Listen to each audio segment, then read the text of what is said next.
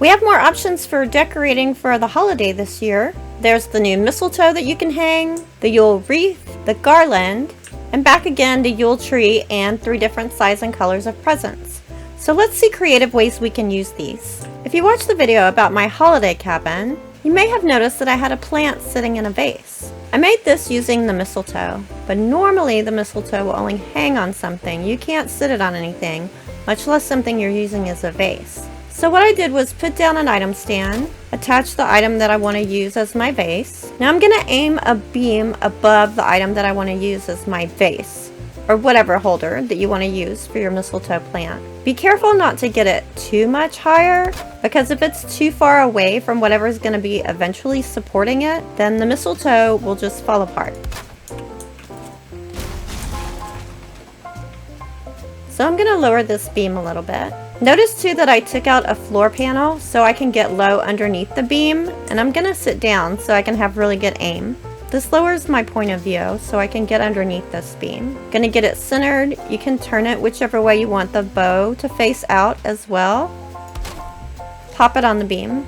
Now when I delete my beam, I have a nice mistletoe in a vase. Another thing I showed was mistletoe decorating these wall lanterns. You can't attach the mistletoe directly to the lantern, but those lanterns were actually at the end of a fireplace that had a mantle on it. So if I come over to the side and I point my pointer at the mantle just above where the lantern is, now I have decorative mistletoe hanging on my lantern. There are some situations too where you can get rid of the wood that's holding it up, as long as there's something else nearby that the hitbox will think is holding it up. Because if it was just on this lantern, it would fall. But because there's another build piece really close, the mistletoe considers that still holding it up, and so it stays. You may have noticed my deer trophy in the kitchen as well. We decided to get in the holiday mood, and this is super easy. It will totally fit around the deer's head. You don't have to do any special tricks at all. When I hung my wreath under the mantle in my cabin, I noticed that it didn't show up real well. It seemed kind of dark.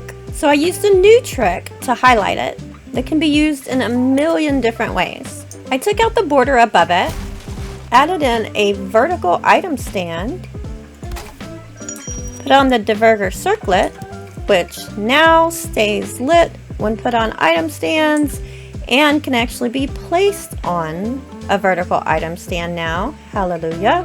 Then I returned my trim board, which now hides the light, and the colors of my wreath show up better.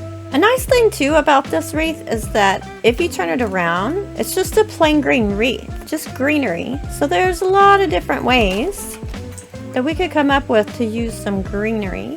Here I just buried a stone throne, and now it's a gravestone. Not so much festive, but still could come in handy. If you'd like to festive up the holiday table, depending on what you want to have in the middle, put something to provide support like a wood pole.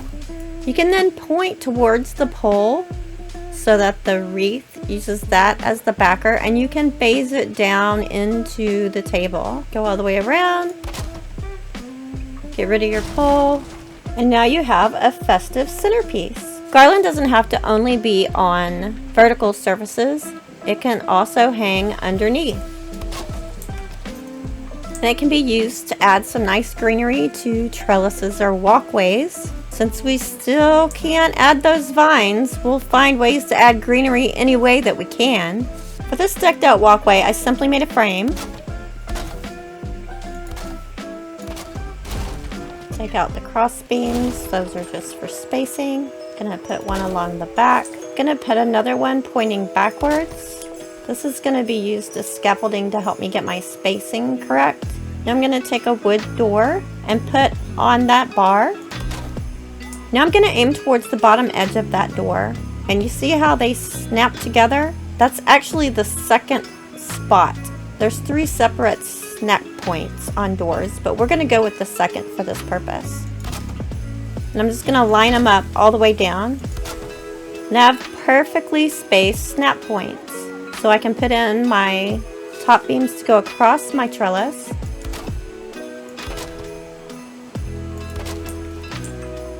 And delete the doors I was using as scaffolding, and the back one as well. Now Garland is a little bit funny in how it handles with its snap points, so I'm gonna put an extra beam along this edge. Because the way the snap points are on the Yule Garland are kind of funky, and sometimes if you're trying to put it on one end of something, it won't let you, it'll flip it around again. So sometimes you need another piece to the side. See, if I'm at this end, it flips it that way. I'm not doing that. It's flipping it on its own depending on where I am on the beam. It's weird. I don't know why it does that.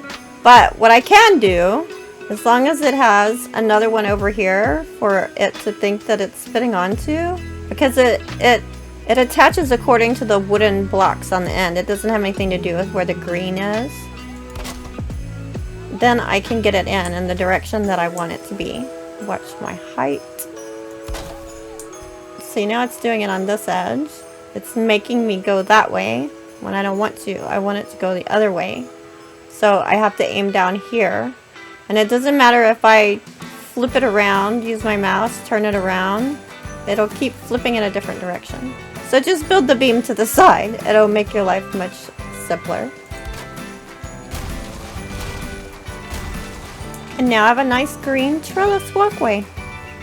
I hope you found something here helpful. Please leave a like and comment to help the video spread. And special thanks to all of my amazing supporters. I couldn't do this without you guys. Until next time, happy gaming!